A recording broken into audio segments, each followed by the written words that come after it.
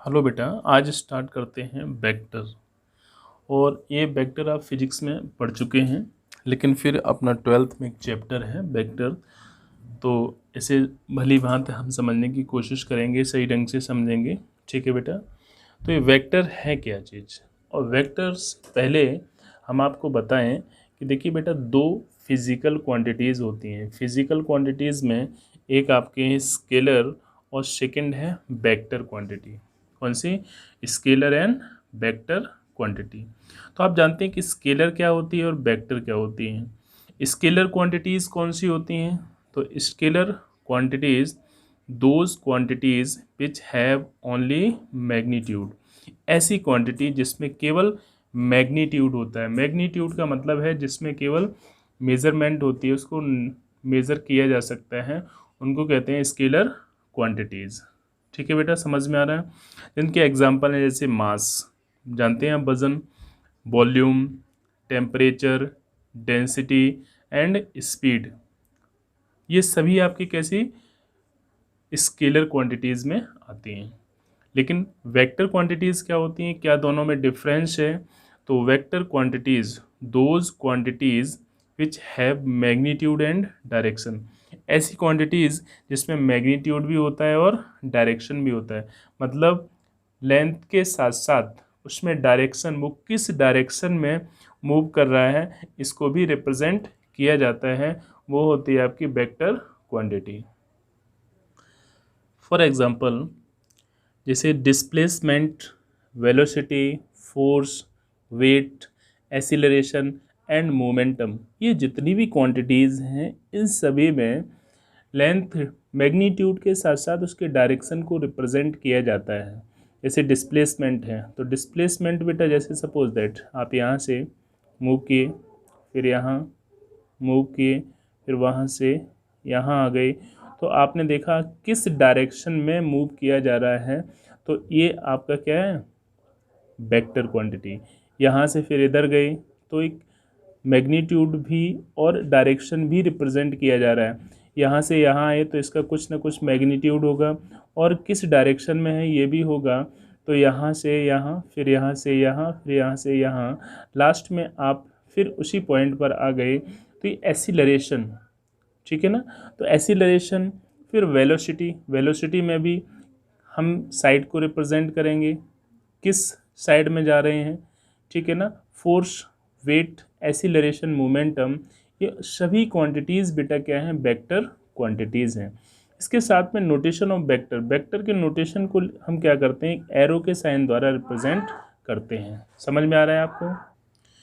अब इसके नोटेशन को हमने क्या, एक एरो के द्वारा रिप्रेजेंट किया। ठीक है बेटा। जैसे सपोज दैट ए से बी तक हम गए, ठीक है, ए से बी तक जाएंगे तो इसे हम एक एरो के द्वारा इसकी साइड को रिप्रेजेंट कर दिया कि किस साइड में हम मूव कर रहे हैं, डायरेक्शन जैसे कहेंगे, किस डायरेक्शन में मूव कर रहे हैं, तो एक एरो के साइन द्वारा रिप्रेजेंट कर दिया।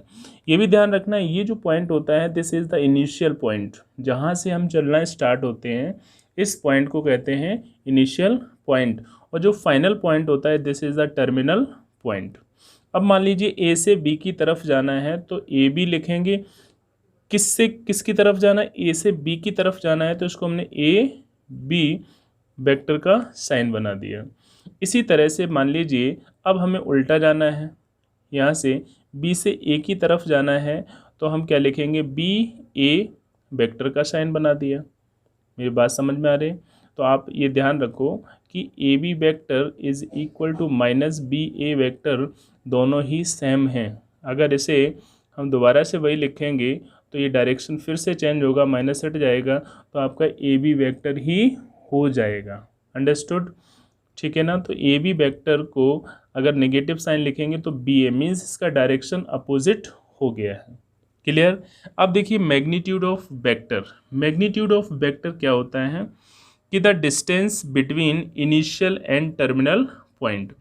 ए से बी तक का जो डिस्टेंस है, इनिशियल पॉइंट से लेकर टर्मिनल पॉइंट तक के बीच का जो डिस्टेंस है, इसे हम क्या कहते हैं बेटा, magnitude. The distance between initial and the terminal point of the vectors is called the magnitude of the vector. Magnitude को हम लेंथ भी बोल सकते हैं। तो ये क्या है, मैग्नीट्यूड होगा, ए से बी के बीच का जो डिस्टेंस है वो आपका मैग्नीट्यूड होगा। अंडरस्टूड बेटा। अब इसे डिनोट कैसे करेंगे, ये ए से बी तक को हम कैसे डिनोट करेंगे, जैसे हमने सबसे पहले ए वेक्टर लिख दिया। अगर इसे हमने इस तरह से लिख दिया, ठीक है, इस तरह का मतलब मॉड में लिख दिया, तो जब मॉड में इसे लिखेंगे तो ये हमारी क्या हो गई, लेंथ हो गई।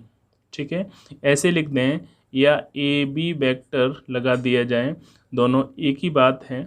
ठीक है ना, ऐसे लिखा जा सकता है। फिर बेटा आपको एक बात और ध्यान रखनी है कि जो ए वेक्टर है, अगर मॉड लगा दिया दिस इज़ द मैग्नीट्यूड, और मॉड लगाने के बाद में सिर्फ इसको ए भी लिखा जा सकता है। ठीक है, ये आपको ध्यान रखना है। इसके बाद में एक बहुत ही इम्पोर्टेंट पॉइंट ये है कि जो लेंथ होती है बेटा, ठीक है ना, ऐसे greater than equal to zero, या तो ज़ीरो होगी या ज़ीरो से ज़्यादा होगी। नेगेटिव लेंथ कभी नहीं हो सकती, लेंथ कभी नेगेटिव नहीं होती है। तो ए वेक्टर का mod is represent is the magnitude, और ये greater than equal to zero भी इसे लिखा जा सकता है। समझ में आ रहा है आपको? ठीक है बेटा, देखो अब हम आपको बताएंगे कि टाइप्स ऑफ वेक्टर्स कौन कौन से हैं। टाइप्स ऑफ वेक्टर्स, अब देखिए टाइप्स ऑफ वेक्टर्स में बेटा इक्वल वेक्टर, कौन सा वेक्टर, equal vector. Two vectors a vector and b vector are said to be equal if a vector is equal to b vector, मतलब ए वेक्टर बी के equal होगा। ये जो कंडीशन है वो ये दिखा रही है कि इक्वल वेक्टर्स हैं। लेकिन इक्वल वेक्टर्स कब होंगे, पहली कंडीशन है कि ए वेक्टर बी वेक्टर के पैरेलल हो। ठीक है, सेकंड कंडीशन है कि ए वेक्टर और बी वेक्टर का जो मैग्नीट्यूड है वो इक्वल हो, और थर्ड कंडीशन है कि डायरेक्शन भी सेम होना चाहिए। जैसे आप देख सकते हैं कि दोनों वेक्टर पैरेलल हैं, इन दोनों का जो मैग्नीट्यूड है वो भी सेम है और एक ही डायरेक्शन में है, एक ही डायरेक्शन में हैं, तो इन्हें हम कहेंगे इक्वल वेक्टर्स। समझ में आ रहा है? Two vectors a vector and b vector are said to be equal if a vector parallel to b vector, second magnitude of a is equal to magnitude of b and direction is same, then we can say these are the equal vectors. इसके बाद में आता है like vector. Like और unlike ये कैसे vector हैं, तो if two vectors have same direction और सेंसेस, मतलब अगर दोनों वेक्टर एक ही डायरेक्शन में हैं, to vectors have the same direction, ये दोनों वेक्टर देख सकते हैं कि अगर एक ही डायरेक्शन में हैं तो इन्हें हम कहेंगे लाइक वेक्टर्स। समझ गए ना? लेकिन अगर इनका डायरेक्शन अपोजिट हो जाए, अपोजिट का मतलब एक इधर है और दूसरा इधर को है, तो ऐसी कंडीशन में these are the unlike vector. If two vectors have the opposite direction then we can say it is a unlike vector, and direction is same then it is like vector. ठीक है बेटा, clear? इसके बाद में आता है unit vector. Unit vector क्या होते हैं? यूनिट वेक्टर, तो यूनिट वेक्टर आपको ध्यान रखना है, vector whose magnitude is unity, एक ऐसा वेक्टर जिसका मैग्नीट्यूड ये इज 1, ये होगा आपका ये vector whose magnitude is unity. आप इसको कैसे रिप्रेजेंट करेंगे, सिंपल सी बात है, ये है। ठीक है, इसको मैंने क्या किया बेटा, ए वेक्टर। ठीक है, अगर ए वेक्टर के मैग्नीट्यूड में किसी वेक्टर में अगर उसके मैग्नीट्यूड से अगर हम डिवाइड करते हैं तो वो वेक्टर होगा, वो यूनिट वेक्टर कहलाएगा। क्या कहलाएगा? Unit vector. फिर से सुन लीजिए कि अगर किसी वेक्टर में उसके मैग्नीट्यूड से डिवाइड किया जाता है तो वो वेक्टर यूनिट वेक्टर कहलाएगा। अंडरस्टूड? Unit vectors. इसके बाद में बेटा एक ज़ीरो और नल वेक्टर, बहुत ही इजी है, जीरो और नल वेक्टर। उसके बाद में आपका नेगेटिव वेक्टर। देखिए ज़ीरो और नल वेक्टर का मतलब आप समझ गए होंगे कि जैसे मैंने रिप्रेजेंट किया, ये पॉइंट आपका ए और दिस पॉइंट इज बी, तो ए से बी, इसका कुछ ना कुछ तो मैग्नीट्यूड ज़रूर होगा। लेकिन ए और बी और फाइनल इनिशियल और फाइनल या टर्मिनल पॉइंट एक ही जगह पर हों, जैसे ये ए है और ये ही बी हो, तो आप देख सकते हैं इसका मैग्नीट्यूड क्या होगा, ज़ीरो। तो a vector whose initial and terminal point coincide is called the zero vector. मतलब ए और बी एक ही पॉइंट पर हों तो ऐसे वेक्टर को हम कहते हैं ज़ीरो या नल वेक्टर। ठीक है बेटा। इसके बाद में आता है negative vector. A vector whose magnitude is the same but opposite direction. ऐसा वेक्टर जिसका मैग्नीट्यूड तो सेम हो लेकिन उसका डायरेक्शन कैसा हो, अपोजिट हो, ऐसा वेक्टर आपका नेगेटिव वेक्टर होगा। जैसे हम रिप्रेजेंट करेंगे, यहाँ देखिए A vector, A B vector is equal to minus B A vector. तो इसका मैग्नीट्यूड तो सेम है लेकिन इसका डायरेक्शन क्या है, अपोजिट है, इसलिए इसे कहेंगे नेगेटिव वेक्टर। ओके बेटा। Position vector. अब पोजीशन वेक्टर फाइंड करने के लिए हम क्या करेंगे बेटा, सपोज ये एक्स एक्सिस और वाई एक्सिस है, जिसे हमने रिप्रेजेंट कर लिया north, south, west and east. यहाँ पर ये जो पॉइंट है इसको ओ से दिखाया और यहाँ से यहाँ तक का जो डिस्टेंस है इसे फाइंड करना है। This is the position vector. इस पोजीशन वेक्टर को फाइंड करेंगे तो यू नो वेरी वेल। अब ये जो डायरेक्शन है एक्स और ये जो है वाई, तो ये एक्स हो गया तो इसे वाई से दिखाएंगे। तो ओ पी वेक्टर का mod is equal to under root x square plus y square. This is the position vector. कभी भी अगर आपसे कहा जाए कि फाइंड कीजिए तो आप झट से फाइंड कर सकते हो। आर वेक्टर का mod is equal to under root x square plus y square. ठीक है। इसके बाद में नंबर आता है addition of vectors. Addition of vectors में आप ध्यान रखिए, फर्स्ट है triangle law of the vector. इसे मैं आपको समझा देता हूं। जैसे सपोज दैट ये आपका, ठीक है, यहाँ this is a, this is b and this is c. इसको मैंने ज्वाइन किया। अब देखिए बेटा, ए बी बी सी, यहाँ से यहाँ ये, अब देखिए और आपका ये फाइंड करना है। तो आपने देखा इसको ए, इसको बी और इसको सी। आप देख सकते हो कि ए बी, ए से बी को ये दिखाएंगे, प्लस बी से सी, बी सी, प्लस सी से ए की तरफ अगर मूव करेंगे, सी से ए की तरफ, सी ए। तो आपने देखा कि यहाँ से मूव किया, इधर आए, यहाँ से मूव किया, इस पॉइंट पर आ गए, इस पॉइंट से मूव किया। तो देखिए आप एक बार आप देख सकते हैं ट्रायंगल लॉ में बेटा, ये है A, this is the B and this is C. इसका डायरेक्शन, ये डायरेक्शन, और हमें निकालना है ये। लेकिन उससे पहले हम सी से ए की तरफ आएंगे। तो सी से ए की तरफ जब आएंगे तो ए से बी, बी से सी से ए। तो आपका देख सकते हैं कि इस पॉइंट पर दोबारा से घूम के आ गए तो डिस्प्लेसमेंट ज़ीरो हो गया। Then we can say A B vector plus B C vector plus C A vector is equal to zero आ गया। ठीक है बेटा। लेकिन हमें फाइंड क्या करना है, ए सी फाइंड करना है। Then a B vector plus B C vector is equal to minus c A vector.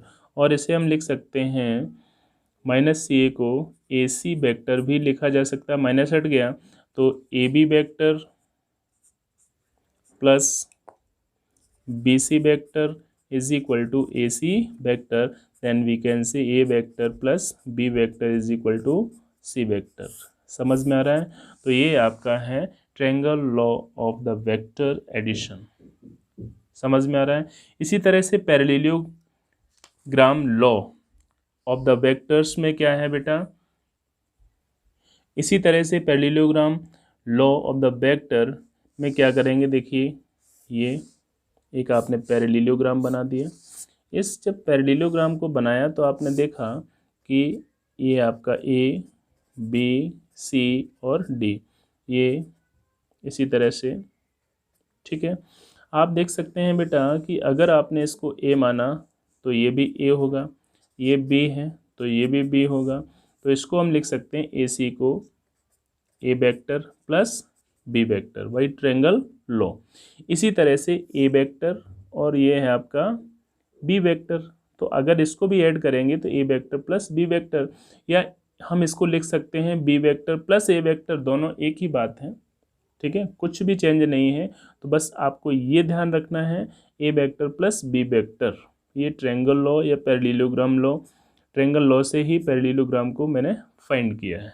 Okay बेटा, अब इसके बाद में जो नंबर आएगा, addition of the more than two vectors, एक से ज़्यादा वेक्टर्स को किस प्रकार से ऐड किया जा सकता है। जैसे सपोज दैट एक वेक्टर ये, दूसरा वेक्टर ये, this is the a and this is the b. ठीक है, अगर इनको मैंने क्या किया, ऐड किया, जैसे ये ओ है, इनको ऐड करेंगे तो ये बेटा क्या हो जाएगा, a vector plus B vector. इसके बाद में एक वेक्टर और मिल गया, this is the c vector. अब इसको ऐड करना है, ये प्लस ये, तो आपने इसको ज्वाइन किया, तो आप देख सकते हैं कि A vector plus B vector और ये है सी वेक्टर, तो इसको कितना लिखेंगे, A vector plus B vector plus C vector. इसी तरह से एक वेक्टर और मिल गया, this is the D vector. आप इसको कैसे लिखेंगे, इसी तरह से लिख सकते हैं, A vector plus B vector plus C vector, A vector plus B vector plus C vector plus D vector. इसी तरह से ई ज्वाइन करते जाएंगे और आपका ये एक से ज़्यादा वेक्टर्स को किस तरह से ऐड किया जा सकता है, इसे आप समझ गए होंगे। अब कुछ क्वेश्चंस को देख लेते हैं बेटा। Find the sum of the vectors, a vector b vector और सी वेक्टर। उसने कहा find the sum of vectors, vector के सम को फाइंड करना है। किस तरह से वेक्टर के सम को फाइंड करेंगे, ये देखिए, यहाँ ए वेक्टर दिया है, बी वेक्टर दिया है और सी वेक्टर, तो आप A vector plus B vector plus C vector का सम फाइंड करना है। जब भी क्वेश्चन सॉल्व करेंगे तो पहले ए वेक्टर लिखेंगे, फिर बी वेक्टर लिखेंगे, उसके बाद सी लिखेंगे, फिर A vector plus B vector plus C vector. मैं डायरेक्ट कर दे रहा हूँ, इसमें ए वेक्टर को लिखिए आप, I cap minus 2j cap plus K cap. ये ध्यान रखना है कि आई जे के ये आपके क्या होते हैं, कंपोनेंट्स। तो आप पहले पढ़ चुके हैं 11th क्लास में, इसलिए बताने की ज़्यादा ज़रूरत नहीं है, फिजिक्स में पढ़ा दिया गया है। यहाँ पर माइनस का 2i cap plus 4j cap plus 3k cap plus C vector जो आपका है i cap minus 6j cap minus का 7k कैप। अब आप समझ रहे होंगे कि सेम कंपोनेंट को एक साथ ले लेंगे, i माइनस का 2i और प्लस का i प्लस, इसी तरह से बेटा देखेंगे यहाँ पर माइनस 2j, फिर 4j माइनस का 6j, फिर बेटा देखेंगे आप k प्लस 3k माइनस का 7k। तो यहाँ देख सकते हैं 2 ये कैंसिल हो गया, ये माइनस का है, ये माइनस का 2 और माइनस का 6 हो गया माइनस का 8, और ये प्लस का 4 है, देन आप लिख सकते हो माइनस का 4j।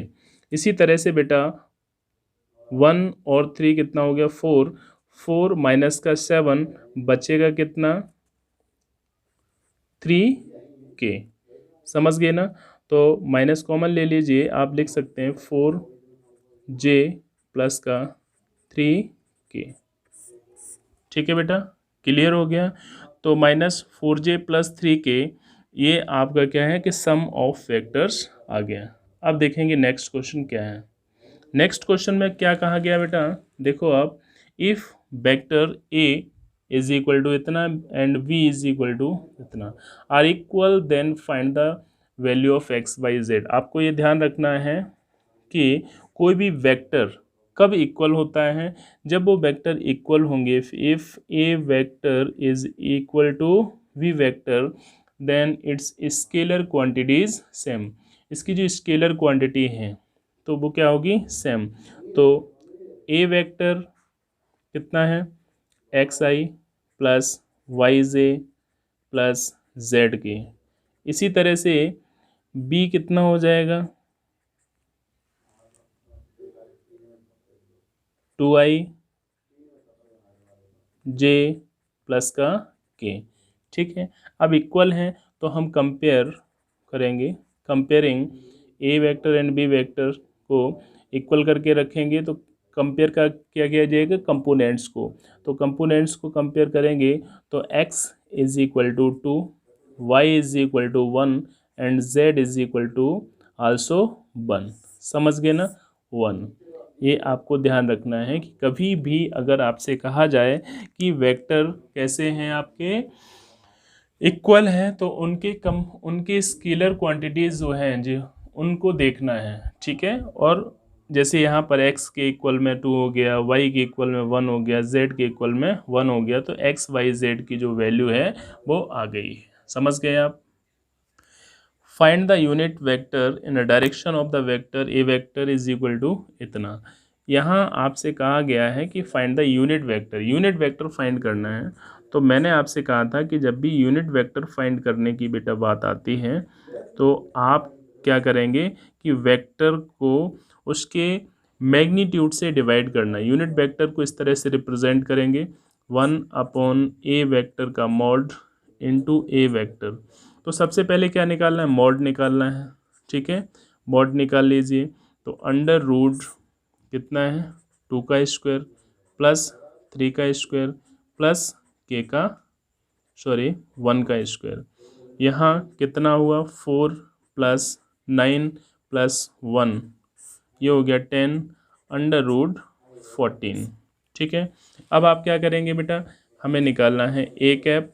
तो 1/√14 इज ब्रैकेट में 2i cap plus 3j cap plus का k कैप। ठीक है ना, तो this is the unit vector. ठीक है, समझना, हमेशा ध्यान रखना कि कभी भी यूनिट वेक्टर फाइंड करना हो तो हमेशा उसके वेक्टर को उसके मैग्नीट्यूड से डिवाइड कर दो तो आपका यूनिट वेक्टर फाइंड हो जाएगा। Find vector in the direction of the vector A vector is इतना विच हैज़ द मैग्नीट्यूड 7। इस तरह के क्वेश्चंस आएंगे तो आप सबसे पहले ए वेक्टर कितना है आई कैप माइनस का 2j। इसके बाद में आपको ध्यान रखना है कि हमें यूनिट वेक्टर निकालना है। तो यूनिट वेक्टर निकालने से पहले इसका मैग्नीट्यूड फाइंड करेंगे। तो अंडर रूट 1 का स्क्वायर प्लस माइनस 2 का स्क्वायर, ये बेटा हो गया आपका 1 प्लस 4 अंडर रूट 5। ठीक है, इतना फाइंड करने के बाद में फिर आपने निकाला ए कैप। ए कैप का मतलब समझ गए 1/√5 ब्रैकेट में कितना होगा बेटा आई कैप माइनस का 2j। ठीक है, this is the A cap. अब यूनिट वेक्टर फाइंड हो गया, लेकिन उसने कहा है कि विच हैज़ मैग्नीट्यूड 7। मैग्नीट्यूड 7 है तो आप क्या करेंगे बेटा, जब भी इस तरह की कंडीशन हो तो आप लिखेंगे vector along A vector whose magnitude 7 A cap लिखेंगे। अब बेटा 7, ठीक है ना, अब इसके बाद आपको मालूम ए कैप की जो वैल्यू है वो 1/√5 I cap minus 2j cap bracket close. और इसको हम ऐसे भी लिख सकते हैं 7/√5 I cap minus 7 2 14/√5 j cap. ठीक है, और अगर आप चाहें तो 7 ब्रैकेट में आई कैप अपॉन√5 माइनस 2/√5 j कैप। ठीक है बेटा, तो इस तरह से इस एक्सरसाइज में जितने भी क्वेश्चंस हैं मैंने कुछ एग्जांपल्स कुछ इंपॉर्टेंट क्वेश्चंस को बता दिया है। इससे आप जो है एक्सरसाइज के क्वेश्चन हैं उन्हें सॉल्व करने की कोशिश करें। पहले एग्जांपल सॉल्व करें, एग्जांपल से पहले इसकी जो थ्योरी है उसको पढ़ें समझें, फिर एग्जांपल, उसके बाद एक्सरसाइज को सॉल्व करेंगे। ठीक है बेटा, तो आपको किसी भी तरीके से जो है चीटिंग नहीं करनी है, बस सॉल्व करना है। नहीं समझ में आया तो मैं आपको बताऊँगा। ठीक है, तब तो एक्सरसाइज को करते रहिए। फिर मिलते हैं बेटा, ओके बाय।